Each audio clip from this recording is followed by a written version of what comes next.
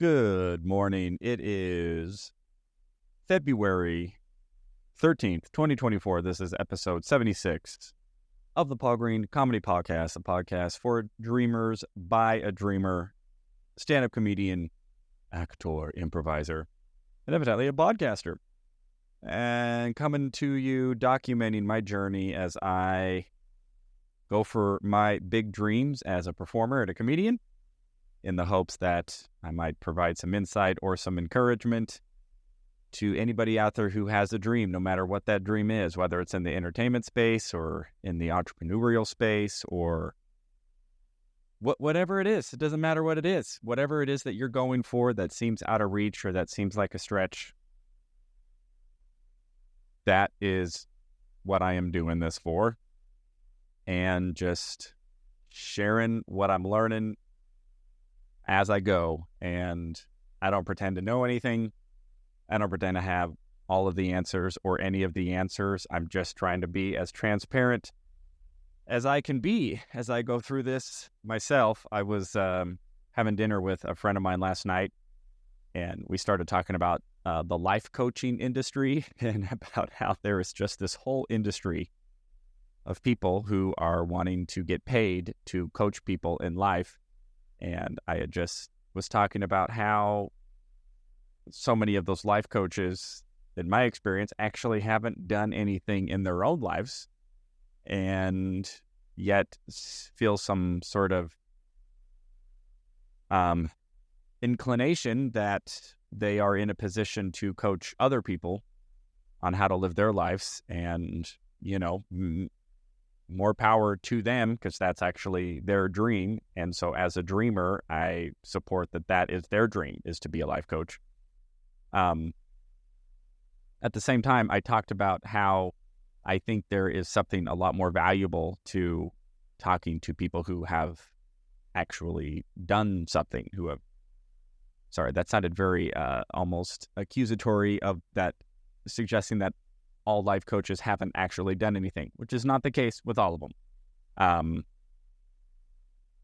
And I just talked about how when I was talking to this friend, I'm going like, I don't feel like I have any right to tell anybody what to do or to suggest that I have any advice for any individual out there. I'm really, at least what I'm learning and finding, is that life really is an individual journey, and not that we can't find inspiration from other people and,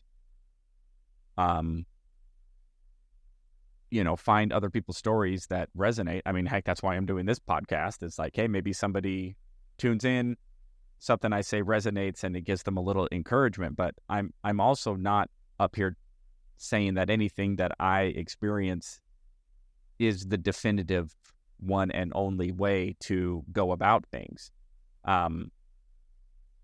Anyway, I was talking about that with my friend, and it dove into a little bit deeper psychological discussion of how I feel throughout my life. I've had this strong propensity to want somebody else to give me all the answers, like somebody else to lead me. And how I'm now stepping into this space of, as much as I can, wanting to learn how to trust myself and trust my own intuition, still being open to what other people say, but not allowing somebody else to dictate or to influence me to a point to where I am now no longer trusting my own intuition. It's almost like I'm forfeiting my thoughts and what I'm feeling and saying, oh, well, you tell me what to do. You tell me what the right answer is, and then I'm just going to do what you say. And, I think my propensity to do that is, in some way, it absolves me of responsibility. Goes, well, this is what you told me to do. It didn't work out. So now it's all your fault why I'm a failure. And, I'm I'm at a point to where I want to try to evolve beyond that and go, well, actually, nobody's coming to save me. Nobody has all of the answers for me personally. I need to discover those answers for myself, trust my own intuition, trust my own heart. And sure, if I need some help or some pointers or some guidance on how to execute what it is that I'm thinking and feeling, then by all means. But ultimately, it's my responsibility. And I had been thinking that way for a while. And then just last night, I totally contradicted everything that I just said, because I've been talking about on previous episodes how I'm really trying to figure out this online social media game, and how I'm really feeling like that is going to be a significant part in me being able to accomplish what it is that I'm seeking to accomplish in terms of becoming actually successful to the point of being able to tour and being able to sell tickets and being a draw as a comedian. And as I've said before, there is a big difference between people producing a show and paying me to come perform at their show versus people paying money to see me doing a show. And there is a very distinct difference between those two realities as a comedian. And the reality is actually very significant. If you are not a draw, meaning, well, I'll give you an example. This weekend, I got booked to perform at a casino in Temecula. Nobody bought a ticket to see me. They bought a ticket to see the comedy show at the casino, the people who are already going to be at the casino anyways. Oh, there's a comedy show? That sounds fun. I'll buy a ticket. And they don't know me from Adam.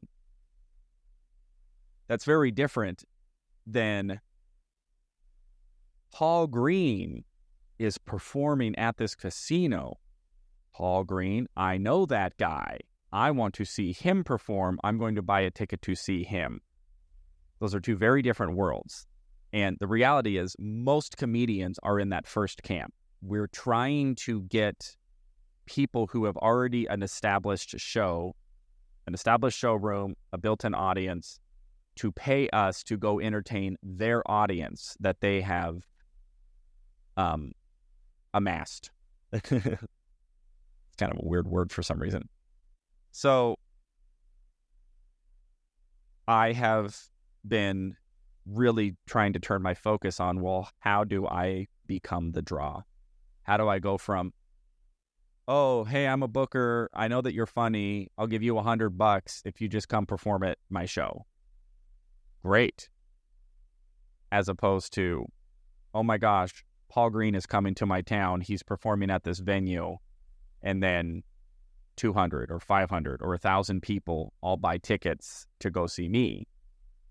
It's a very different game.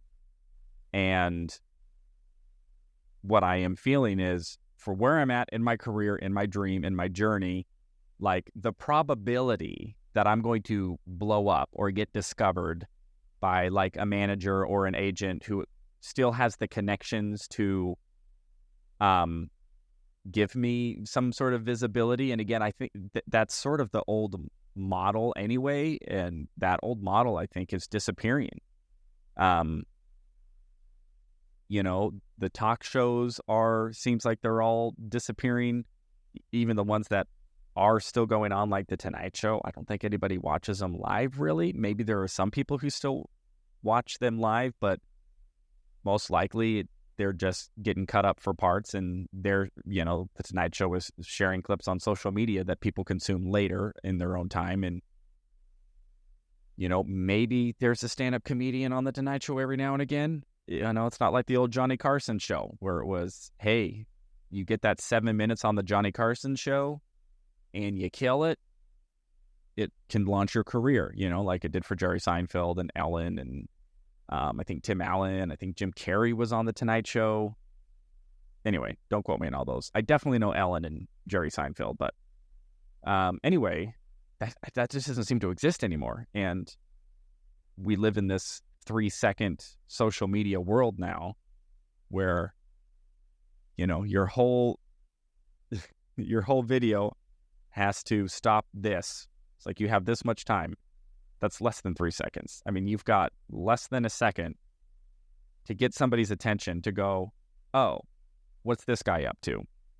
This is entertaining. I would rather stop and watch this than 1,000 other entertainment options. I would rather watch this clip on social media than, on TikTok than I would being on Instagram, YouTube, long form YouTube, short form YouTube, Facebook, Netflix, HBO, Hulu, Amazon Prime, Tubi, the internet, Google. I mean, it's just endless, right? So in some regards, it's somewhat refreshing that you can potentially make your own way if you can get that online following. Whereas before, you pretty much had to cross these sort of thresholds, these sort of gatekeepers. It's like, the first gatekeeper is you had to get into one of the major comedy clubs, and you usually did that by showing up every night, getting to know everybody, doing the open mic, starting to be funny at the open mic, and then maybe the booker would see you and be like, hey, this guy's funny. I'm going to put them now on, I'm going to give them an opening spot on the main stage. Cool, they did well as that. Now I'm going to let them do that for a little while, work that for a couple of years, and then maybe I'll work them up to, the feature act on the main stage. And then, hey, maybe one day there'll be a headliner, and who knows, maybe the booker for the Tonight Show or for Carson, whatever, is in the audience and says, oh, that person's really funny. I need to have him on the Carson show. Like that sort of old guard milestone system just doesn't seem to be intact anymore. If it is intact, I don't think it's as, I think it's losing its stronghold. At least that's consistent with everybody who I've talked to who has been in this business, especially those who have been in the business in a long time, and especially those who were in the business when that was how it was and didn't quite make it. Maybe got a certain ways down that pathway, but then didn't quite get to the next level of like stardom. So I have been thinking a lot about my social media presence and had to take a big slice of humble pie that everything that I have been doing isn't really working. And that's not fun because I've put a lot of work into trying to curate videos that I think are viral friendly. I've cut up my stand-up every which way I can possibly think of. My stand-up comedy clips, crowd work clips, jokes, songs, improvisation, man on the street stuff, sketches, characters, all kinds of different things. And nothing I've done has really indicated to me that I'm on the right track. Like nothing has really hit so significantly that it's like, oh, cool, I've found it. And this is the thing I need to be focusing on. And however, I have a comedian friend who's a very good friend of mine and also a comedian who has found that and has been wildly successful with his social media presence. And he's a friend of mine. We talk regularly. And I've seen this success happen to him. And I started to feel like, hey, Paul, why don't you ask your friend for some advice? And I was really resistant to that for whatever reasons, whatever mental block. It's like, well, I don't want him to think that I'm just using our friendship for some sort of gain to me. Like, I don't ever try to get things from my friends who are also on the dream journey. I want to be there and I want to support them, but I really hesitant to ask for favors unless it's mutual, unless there's some sort of reciprocal thing. There was also just a little bit of ego of, well, I should be able to figure this out on my own. And I mean, I know exactly what he's doing, and I should be able to like say, oh, well, it's so clear why what he's doing is successful. I should be able to find my own version of that. And, but I've been trying to find my own version of it, and it's not working, even though I know all the concepts. I've read all the books. It's like, well, yeah, you need to catch your attention in the first 3 seconds. Yeah, thanks. I'm aware of that. How? And how do I do it? And how do I do it in the manner that's unique to me, as opposed to everybody who's also read those same PDFs that say, well, you need to stop the scroll and you need to have a hook in the first 3 seconds. Like, that doesn't help. You know what I mean? So last night we were having a conversation, and it took me a while to even get the courage. And it's like, this is a friend of mine. He's a great guy too. Like, we've had some serious heart-to-hearts over the years. We've supported each other. We've hung out. We've, done a lot of things together. I've actually helped him out with some software stuff because that's my expertise. And I don't really ask much in return because I'm just happy to support him. And I finally just was like, hey, I want to ask you something. It's a little uncomfortable for me, but would you be open to coaching me on my social media and helping me discover what my thing is that will actually be successful, instead of what I've been doing, which is not being successful consistently. And I don't know, it was really hard for me to do that. And he was so gracious and was absolutely, and we started talking about some ideas, and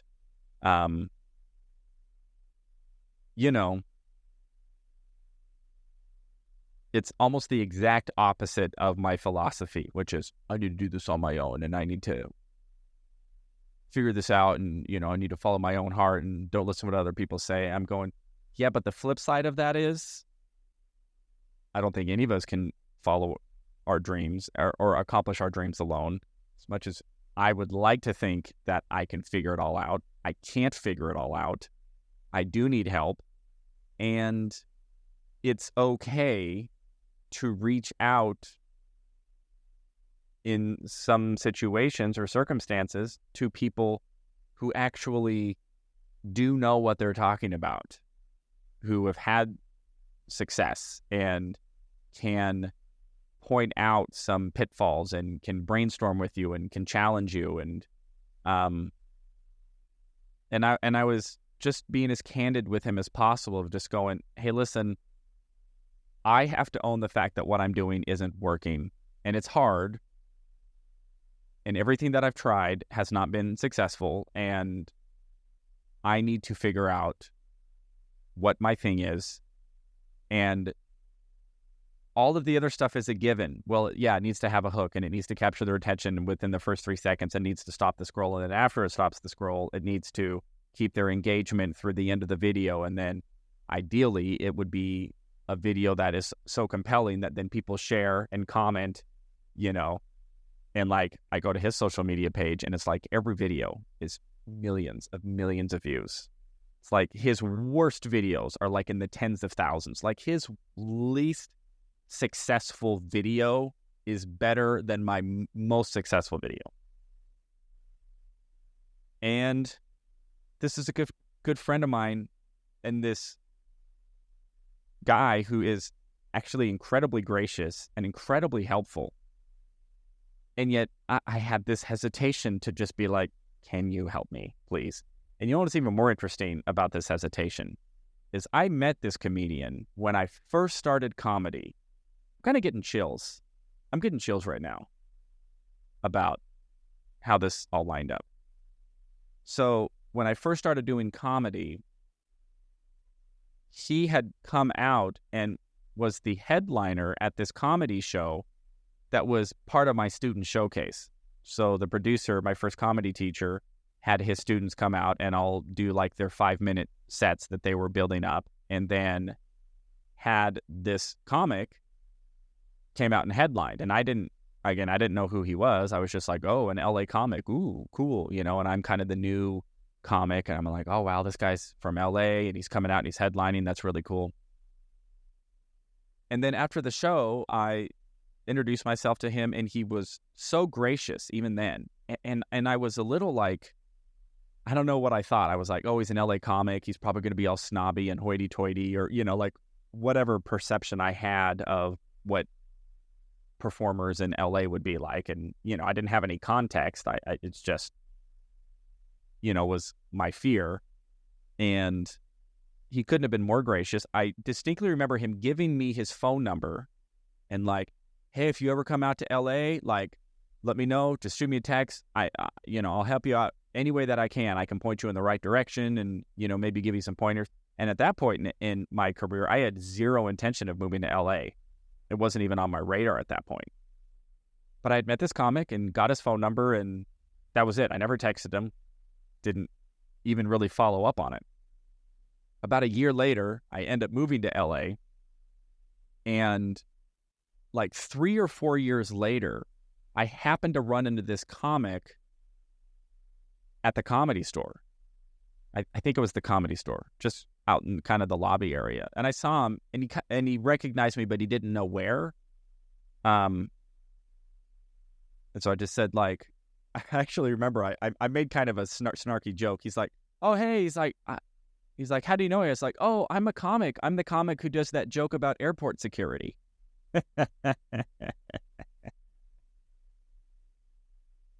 And he got like, oh, the joke, and he kind of like gave me that like kind of snarky, like, oh, okay, I get it. You're a comic and you're also a smart ass like all of us. Very cool.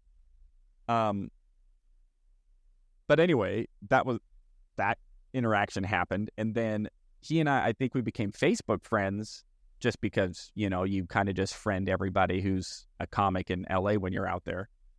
And sometime after that, he put some posts on Facebook that he needed some help with his website.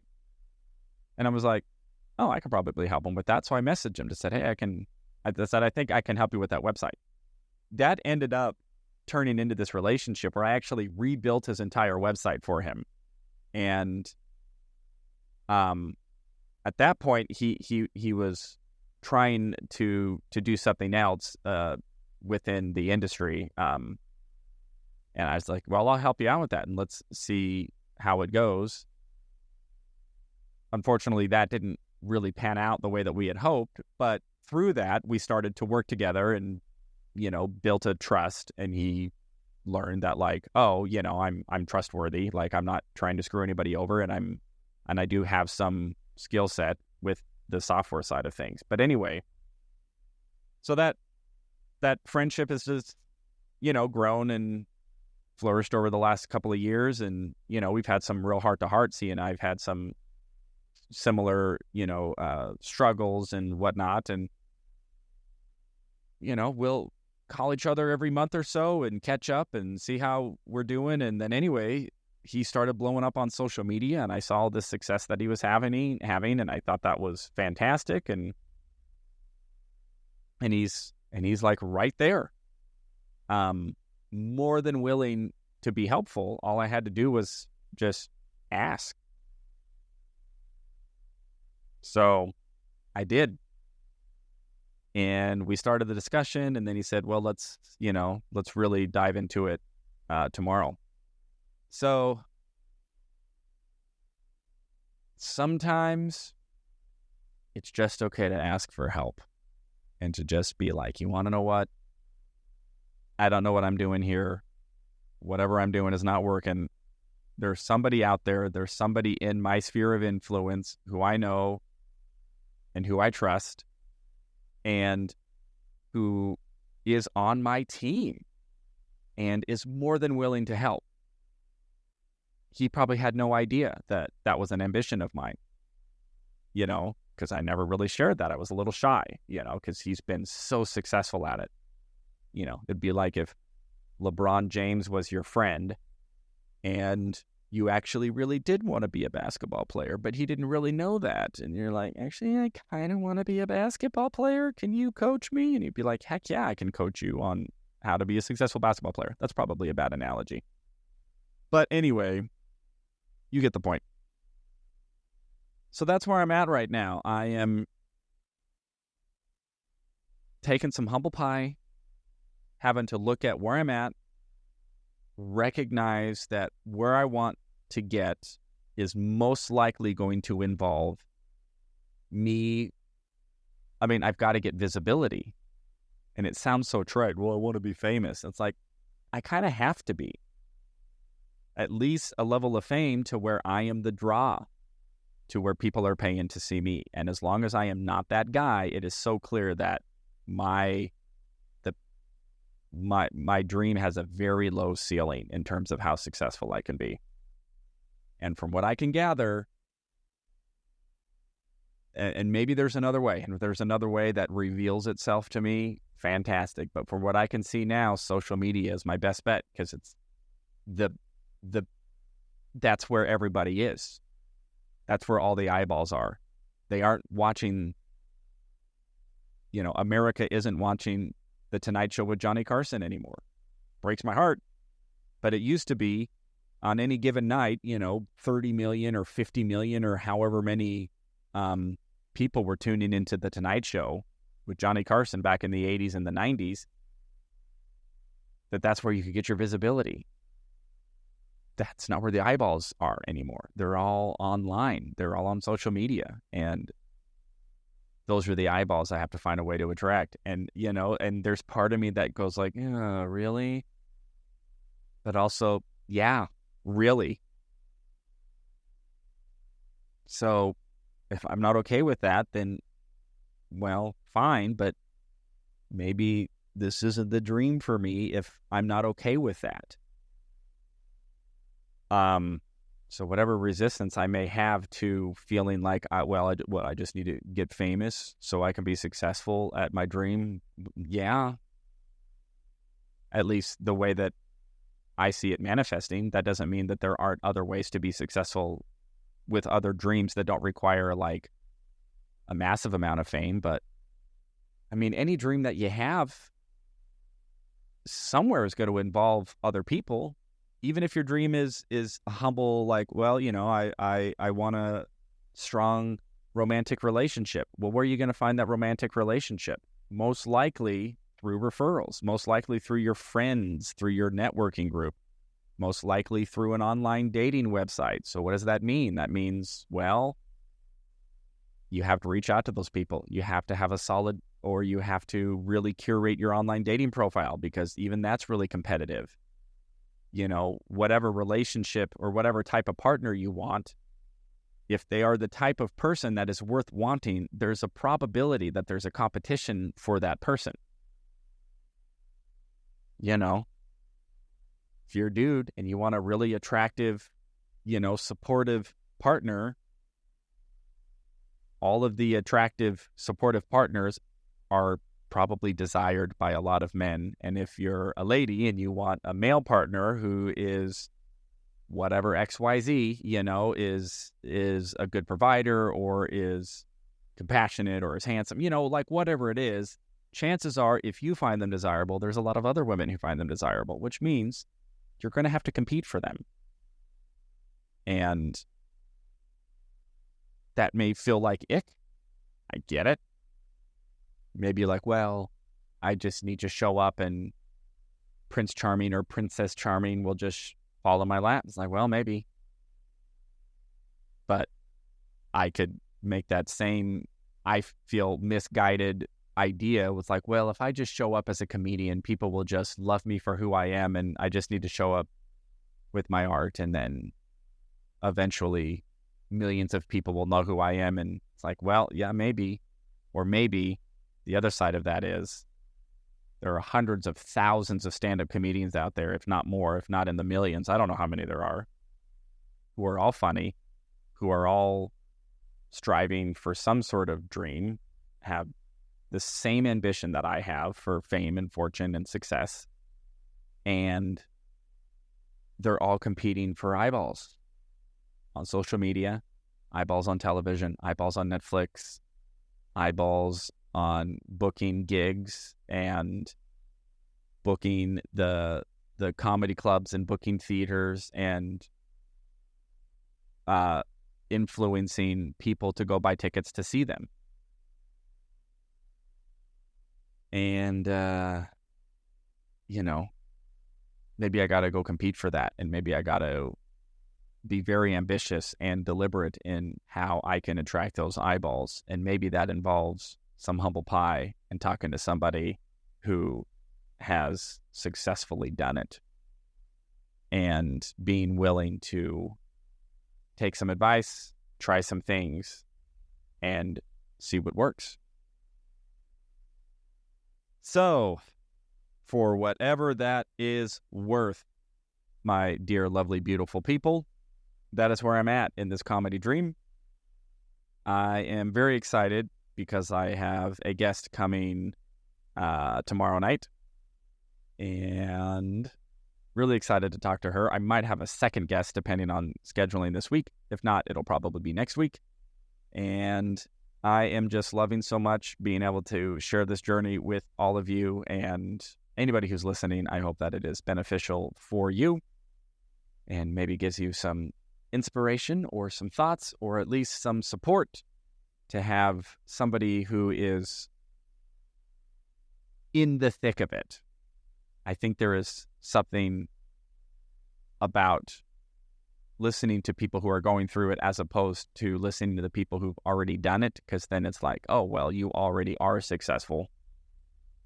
And there's benefits to that. But I'm hoping that there will be some benefit to listening to somebody who is figuring out as they go, and that hopefully that also helps you figure it out as you go while you're on the journey. So, all right, I'm going to go ahead and let you go. So this is February 13th, 2024, episode 76 of the Paul Green Comedy PaulCast. I love you all so much. Keep following those dreams, and I will talk to you tomorrow.